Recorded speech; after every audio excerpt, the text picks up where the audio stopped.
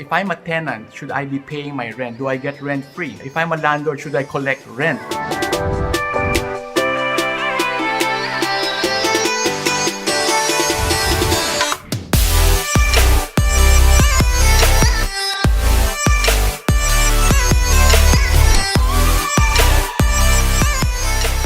Hi there, this is Carl Lee from Spectrum Investments, and I just want to share some ideas on how to manage your rental during this period of lockdown. So there are two types of questions coming out right now is, if I'm a tenant, should I be paying my rent? Do I get rent free? And on the other side naman, there's the landlord question. If I'm a landlord, should I collect rent? So I just want to share with you, I've summarized it into three major steps. No? Number one is, I'm going to speak to both the tenant and the landlord. So I just want to put things into place that it's really challenging times right now.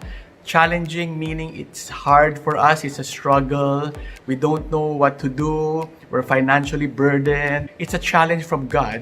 What does God want us to do during this time? What is God testing us for? So number one, I want to clarify that there are three types of tenants. The first tenant is you are financially affected. You lost your job, you have no income, you are now in a very anxious place. Number two, you are financially okay, you still get your salary, you get to work from home, you are just worried. And number three, your industry is thriving, you're a tenant wherein your business is thriving during this time and it's no worry for you. From a landlord side naman, there are three types of landlord. Number one, the landlord that is really relying on your rental income to sustain his daily needs. Ito yung kailangan talaga niya. He lives on the rental income. Second type of landlord is a landlord that has mortgage payments. The landlord uses this income to pay for his mortgage. So he's also at a challenging, anxious time right now. Third type of landlord, a landlord that is financially okay, rental is just a bonus. So there are three types of tenant and three types of landlord. To help you manage this situation, I want to bring up one major advice, which is how to approach this. We should approach this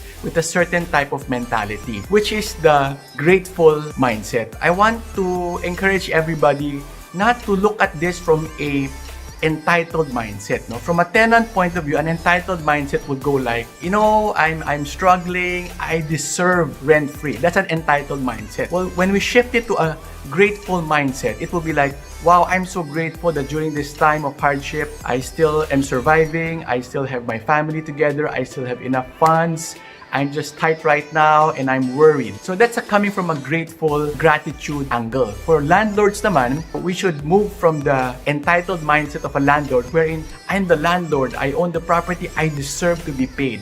I've been serving you, I've been giving you housing, I deserve to get paid. Shift to a gratitude mindset wherein, wow, I'm so blessed and I'm so thankful that I'm the one being able to be a giver right now. I'm the one who is in a financially better position to be able to give people a house over their head, a roof over their family so they feel more secure and safe. So number one to repeat is to have a gratitude mindset. That will help you go to step two. Step two is we ask ourselves, what does God want us to do at this point? If God is watching you, how would you respond? How can you be like Jesus Christ? How can you be like Christ during this challenging time? So I'm sure the tenants, you are worried about a lot of things. Your family, it's a chain reaction. You worried about your income, you worried about your family, your kids, your livelihood. A lot of things are worrying you right now as a tenant. For the landlord naman, they have their own set of worries then. So siguro I'm gonna speak also to the tenants right now na also try to understand that we are also grateful for our landlords for providing us our shelter. No? And they also have their challenges. They have their expenses, they have their salaries, they have their maintenance costs, and some will have big payments to the bank that they need to pay. And they're counting on the rental. So we are all in this together. We are all in this challenging period. Challenging again, meaning what is God want us to do? God is looking at us. This is a God's challenge. How do you want to respond? Diba? Knowing that God is watching. Landlords right now are also worried. They're worried about, landlord, as they're coming to me and say, I can absorb 1 month, but maybe 2 months, 3 months is gonna be a difficult, especially for those with large number of rental properties. They're now worried about their bank payments. They're also struggling right now. If they don't get rent, they're unable to pay also their mortgage, their obligation, their salaries. Of course, landlord, I think they're also worried na parang, I want to be kind. I don't want to be taken advantage of. I want to be kind. I want to extend my hands, but I don't want them to pull my whole arms. So yan yung iniisip ng mga landlord right now. So number 1 is to have a gratitude mindset, not entitled. Number 2 is to ask yourself, what does God want you to do at this point? How can you be Christ-like? And number 3, I want to mention this beautiful verse that I came across through my friend, brother Glenn Yu of Sea Oil. So Glenn Yu told me about this verse, Galatians 6 verse 2, wherein it says, carry each other's burden, and in this way, you will fulfill the law of Christ. It's a wonderful verse that paints a picture of what's happening right now. Right now, we are all carrying a certain burden. What do you do with this burden? Do you want to all pass it on? Or do you want to help each other carry the burden? So that's a very good analogy from Galatians 6 verse 2, wherein we look at this as a burden. And instead of passing on the burden, blaming other people, finger pointing, how can we all help each other carry the burden so we can all hurdle this together in how God wants us to hurdle this? So my advice to the tenants is, I have 4 advice. Number 1, communicate with your landlord. Send him a message and tell him what you're going through.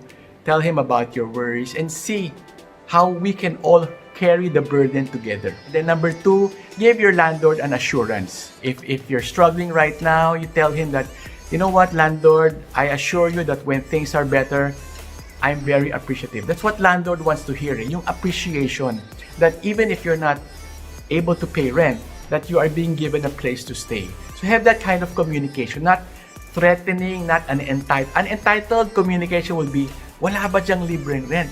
Ano ba, crisis na ngayon? Dapat meron akong ganyan. That's an entitled message. But a message of gratitude will be, hi landlord, sir, I really appreciate everything that you have given to us. We've been staying in your unit for quite some time, and my family enjoy this unit. Sir, I'm just in a challenging position right now financially. Is there any concession that you can give to me? So for those unable to contribute financially, you can also volunteer services and efforts. You can say na, Mr. Landlord, I'm tight right now. Can I help clean your property? Can I do something for you? Can I help out? Can I do social media marketing for you? Can I eventually repay you back with services? Diba? Maganda yung ganon eh. It doesn't sound like an entitled, I deserve this mindset. For those who are really unable to pay, you're really financially affected, I think it's a good win-win situation also to kind of consider your plan B na by telling your landlord na, I'm financially challenged right now. Can I stay a few more weeks? But when the lockdown ends, I promise I'm gonna move back to my parents. Things like that makes that landlord more at peace, diba? And it gives you that kind of sharing your burden relationship. And the next, so the landlord naman, this is for you mga friends. I'm also a landlord, I'm also a tenant, so I know the struggle that both sides are going through at this point. No? So for the landlord, here are your 3 options. Number 1, you can follow the Bayanihan Act and you can give a 30-day grace period. 30-day grace period means no interest, no penalty. You just pay me after 30 days. That's a good way to lessen the burden of your tenant. A second one is you can give a discount. Here's what you can do. You can tell your tenants, okay, I give you 2 options. Option 1, you pay it after 30 days, but if you pay today, I give you a discount. Maybe, just to make it simple, 50% discount, diba? Para hating kapatid, share the burden. Diba? So option 1, grace period, you still pay the whole amount without penalties, or you pay now with a 50% discount. So it makes it exciting. And number 3 advice to my landlord friends, if you have a tenant na really burdened, nagsarado yung business sila, tinamaan sila, they had to go to the province, and you can financially carry this burden, this will be a good time to show compassion. This will be a good time to show love, to show God's love, kindness, and just telling your tenant who was financially burdened na, you know what, don't worry about this period, I got your back. So the tenant naman, I want to let you know na it's not easy for landlord to shoulder, especially when they have a vast amount of rooms that they need to collect to. No? So mahirap yan. So just case to case. If you get grace period, be grateful, be thankful. If you get a 50% discount, be grateful, be thankful. If your landlord gives you free rent, be grateful and try to make the best you can to recover, to repay back.